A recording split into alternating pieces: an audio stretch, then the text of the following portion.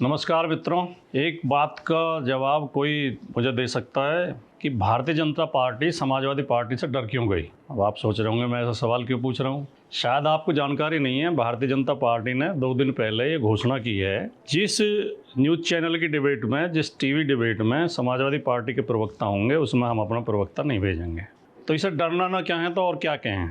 जबकि आप वीडियो देखें, आप सोशल मीडिया पे मौजूद हैं, यूट्यूब पे मौजूद हैं, टीवी डिबेट्स के, न्यूज़ चैनल्स की डिबेट्स के वीडियो तमाम, कहीं आपको समाजवादी पार्टी के प्रवक्ता बदतमीजी करते हुए दिखाई नहीं देंगे, सुनाई नहीं देंगे, बदजुबानी करते हुए सुनाई नहीं देंगे, गाली गलौज या अपशब्दों का प्रयोग करते हुए सुनाई नहीं देंगे। भारतीय जनता पार्टी के प्रवक्ता रोजाना करते हैं, कुछ प्रवक्ता, 3-4 प्रवक्ता भारतीय जनता पार्टी के, 3-4 तो बिल्कुल उनकी पहचान इस बात के लिए है। आपने सुना ही होगा, पीछे एक बीजेपी के प्रवक्ता ने ऑन एयर लाइव डिबेट में कांग्रेस के प्रवक्ता को माँ की गाली दी, भयंकर तरीके से बहुत बुरे अपशब्दों का प्रयोग किया माननीय अखिलेश यादव जी के लिए और राहुल गांधी के लिए, ममता जी के लिए, तेजस्वी यादव के लिए, उद्धव ठाकरे के लिए समय समय पर अपशब्दों का प्रयोग करते रहते हैं बीजेपी के प्रवक्ता। समाजवादी पार्टी का तो कोई प्रवक्ता अपशब्दों का प्रयोग नहीं करता। हाँ, तर्क जरूर करते हैं, भारतीय जनता पार्टी की कमियां जरूर बताते हैं, मोदी जी के जो झूठे वादे हैं उन्हें जरूर बताते हैं, योगी जी की जो बड़बोलापन है योगी जी का, और जो धमकी की भाषा है और जो अशोभनीय भाषा है उस पर जरूर टिप्पणियाँ करते हैं, लेकिन कायदे से करते हैं, तर्क के साथ करते हैं। अपशब्दों का प्रयोग करते हुए तो आपने नहीं सुना होगा किसी समाजवादी पार्टी के प्रवक्ता को। तो जो भारतीय जनता पार्टी, जिस भारतीय जनता पार्टी के प्रवक्ता खुद अपशब्दों का प्रयोग करते हैं, खुद गालियों का प्रयोग करते हैं, खुद चरित्र हनन करते हैं, खुद बदजुबानी करते हैं, वही भारतीय जनता पार्टी ये कह रही है कि हम समाजवादी पार्टी के प्रवक्ताओं के साथ डिबेट नहीं करेंगे। जिस डिबेट में समाजवादी पार्टी का प्रवक्ता बैठा होगा उसमें हम अपना प्रवक्ता नहीं भेजेंगे। समाजवादी पार्टी भारत की तीसरे नंबर की पार्टी है सांसदों की संख्या के हिसाब से। सब पहले नंबर की पार्टी भारतीय जनता पार्टी है, दूसरे नंबर की पार्टी कांग्रेस है और तीसरे नंबर की पार्टी समाजवादी पार्टी है। समाजवादी पार्टी के 37 सांसद लोकसभा में हैं और उत्तर प्रदेश में समाजवादी पार्टी सांसदों के लिहाज से सबसे बड़ी पार्टी है। और जो आखिरी चुनाव हुआ है 2024 उसमें वोट परसेंटेज के हिसाब से भी और सांसदों की संख्या के हिसाब से भी सबसे बड़ी पार्टी है। और विधानसभा में मुख्य विपक्षी दल है, मुख्य विरोधी पार्टी उत्तर प्रदेश की समाजवादी पार्टी है।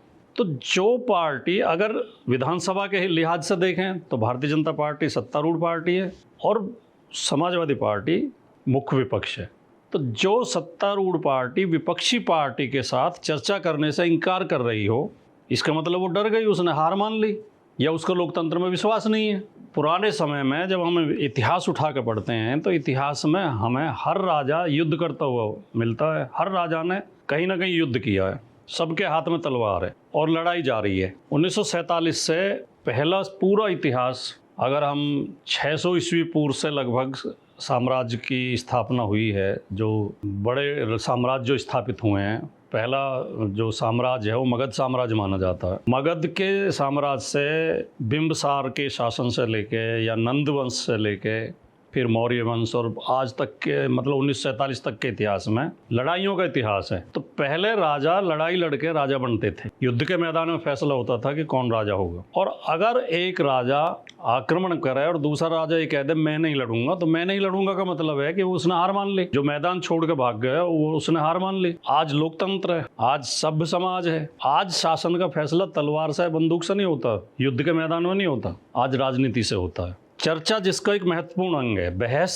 डिबेट जिसका एक महत्वपूर्ण अंग है। आप अपनी पार्टी की नीतियां बताइए, आप अपना कार्यक्रम बताइए, आप अपना एजेंडा बताइए, आप अपना घोषणा पत्र बताइए, दूसरी पार्टी अपना घोषणा पत्र बताए, दोनों में बहस हो, दोनों में चर्चा हो, दोनों में डिबेट हो। ज़्यादातर लोकतांत्रिक देशों में और यूरोप और अमेरिका में तो खास तौर से चुनाव के समय में सरकार डिबेट आयोजित करती है। जैसे अमेरिका में राष्ट्रपति का जब चुनाव होता है, टीवी पे, रेडियो पे और खुले मैदान में जनता के सामने दोनों प्रत्याशियों के बीच में डिबेट कराई जाती है। जो राष्ट्रपति के उम्मीदवार होते हैं, जो वहाँ की 2 मुख्य पार्टियां हैं, दोनों पार्टियों के प्रत्याशियों के बीच डिबेट कराई जाती है, बहस कराई जाती है और टीवी चैनल्स पर भी बहस कराई जाती है, रेडियो पर भी बहस कराई जाती है। तो डिबेट करना, चर्चा करना लोकतंत्र का जरूरी हिस्सा है। तो अगर भारतीय जनता पार्टी डिबेट से भाग रही है, अगर भारतीय जनता पार्टी ये कह रही है कि हम डिबेट नहीं करेंगे, तो इसके 2 ही अर्थ निकाले जा सकते हैं कि या तो भारतीय जनता पार्टी डर गई है, उसने हार मान ली है, वो मैदान छोड़ के भाग रही है, या भारतीय जनता पार्टी की लोकतंत्र में आस्था नहीं है। भारतीय जनता पार्टी लोकतांत्रिक तरीके से शासन न करके दूसरी तिकड़मों से शासन अपना स्थापित करना चाहती है।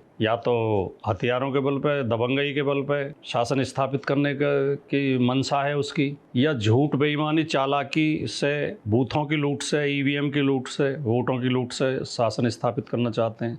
क्योंकि स्वस्थ लोकतंत्र में तो बहस जरूरी है, डिबेट जरूरी है। तो भारतीय जनता पार्टी समाजवादी पार्टी से इतना ज़्यादा क्यों डर गई है, इसका कारण खोजा जाना चाहिए। क्या समाजवादी पार्टी इतनी भारी पड़ रही है भारतीय जनता पार्टी के ऊपर? क्या समाजवादी पार्टी के जो तर्क हैं, समाजवादी पार्टी का जो एजेंडा है, समाजवादी पार्टी की जो घोषणाएं हैं, समाजवादी पार्टी की जो विचारधारा है, समाजवादी पार्टी का जो अभियान है, समाजवादी पार्टी की जो प्रखरता है, जो तर्क शक्ति है, उससे भारतीय जनता पार्टी डर गई है? और भारतीय जनता पार्टी को लगता है कि उनके प्रवक्ता समाजवादी पार्टी के प्रवक्ताओं को जवाब नहीं दे पाएंगे, इसलिए भारतीय जनता पार्टी डिबेट से भाग रही है। और क्या ये स्वस्थ लोकतंत्र के लिए एक अच्छा उदाहरण है? ये जनता को तय करना चाहिए। नमस्कार।